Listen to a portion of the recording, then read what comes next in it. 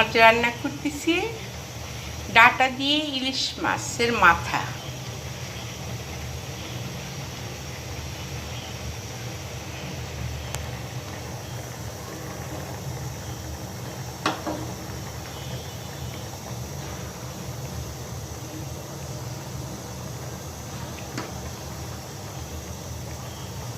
আর একটু হবে, তারপরে আমি নামাবো মাখা মাখা।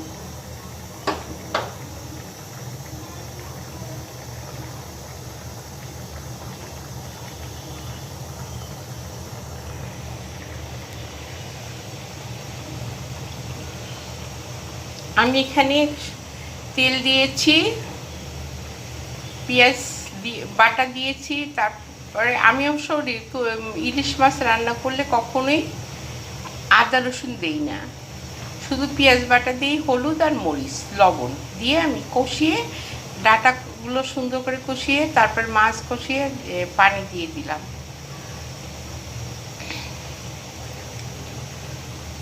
এখন আমি সিদ্ধ হওয়া পর্যন্ত ওয়েট করতেছি।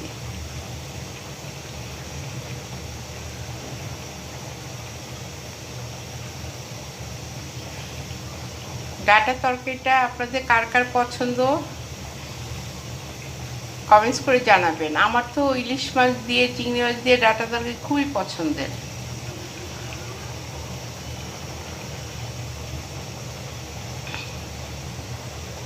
কিডনি রুগীদের জন্য ডাটা তরকারিটা খুবই ভালো, কারণ আঁশ জাতীয় তো, এটা ডাক্তার বলেছে খাওয়ার জন্য। যেহেতু আমি একজন কিডনির পেশেন্ট, তাই আমি এই তরকারিগুলো খাই। আপনারা যারা যারা আমার মতো রুগী আছেন তারা খাবেন, এবং সুস্থ মানুষও খাবেন, শুধু রুগীরাই যে খাবেন তা না।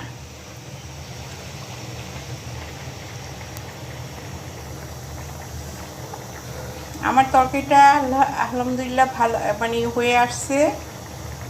আর একটু ঝোল টানলে পর আমার তরকারি সিদ্ধ হয়ে গেছে, ঝোল টানলে আমি নামিয়ে ফেলবো।